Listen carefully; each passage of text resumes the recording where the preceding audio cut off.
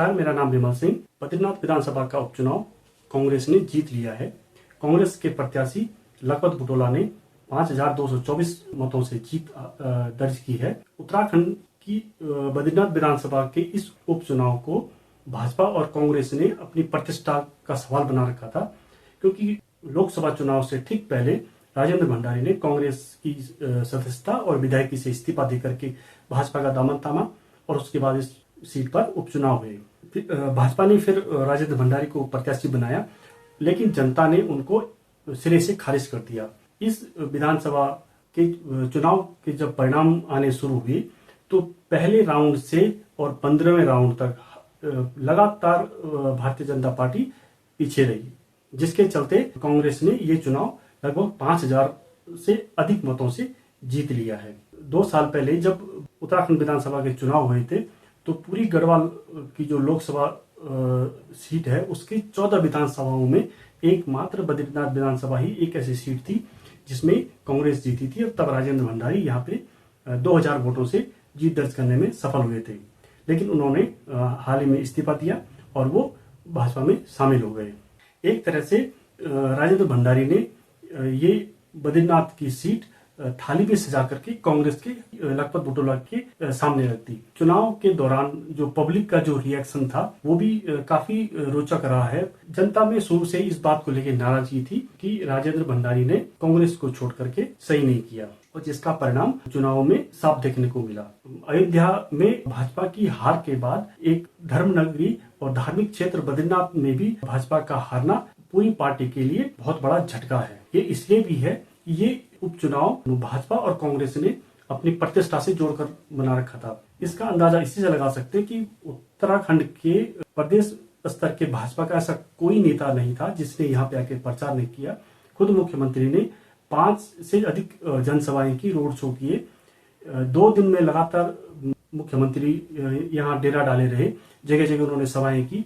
प्रदेश अध्यक्ष यहाँ जमे रहे, केंद्रीय मंत्री अजय टमटा ने यहाँ रैली की, सांसद अनिल बलूनी से लेकर के और सारे भाजपा के जो बड़े बड़े नेता थे उन्होंने डेरा जमा रखा था। दूसरी तरफ कांग्रेस ने भी इसमें कोई कोर कसर नहीं छोड़ी।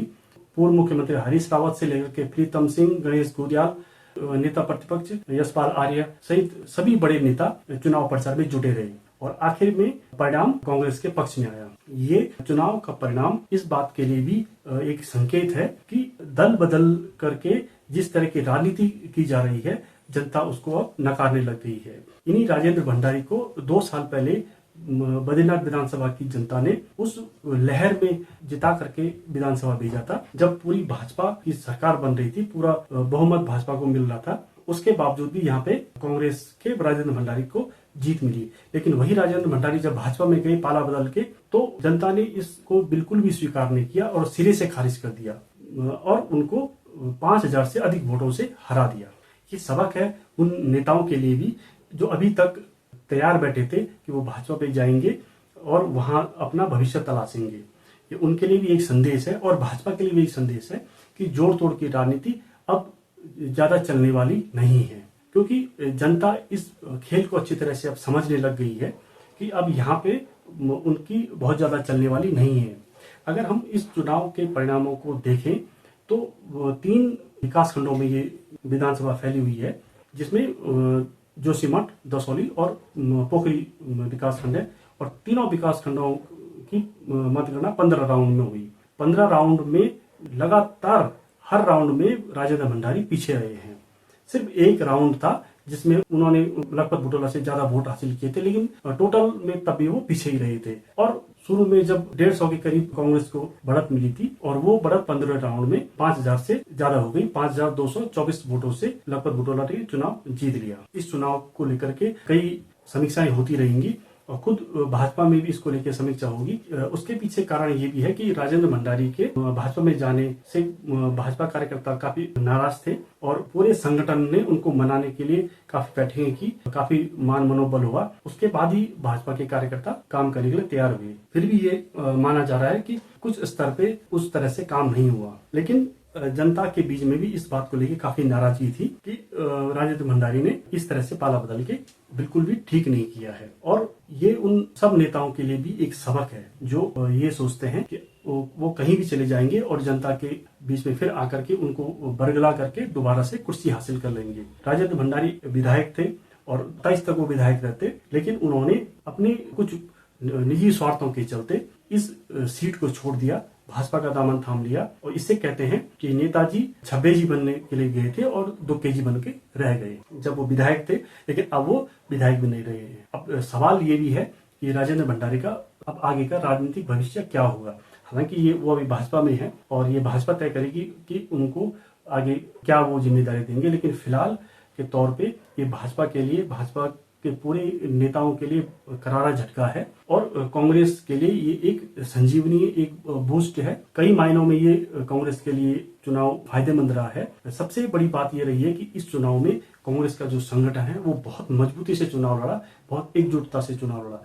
ऐसी एकजुटता कांग्रेस में पिछले कई चुनाव में देखने को नहीं मिली है। कहीं न कहीं कार्यकर्ताओं में या पदाधिकारियों में नाराजगी रहती थी, लेकिन इस चुनाव में उनका सिर्फ एक ही नारा था कि किसी भी सूरत में राजेंद्र भंडारी को हराना है। तो ये एक अच्छा संदेश कांग्रेस लेकर के गई है और उनके जो कार्यकर्ता पिछले 1 महीने पहले जब उन लोकसभा के जो परिणाम आए थे, उनके चेहरे जो मुरझाए हुए थे आज वो खिले हुए हैं, उनमें आज रौनक है, सारे उत्साहित हैं।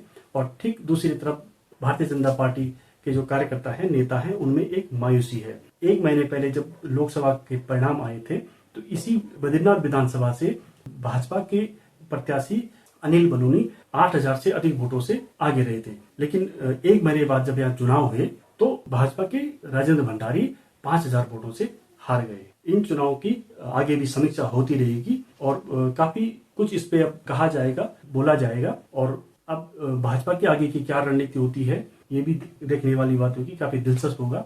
तो आप इस पर क्या राय रखते हैं ये हमें कमेंट बॉक्स में जरूर बताइएगा और चैनल को सब्सक्राइब जरूर कीजिए। नमस्कार।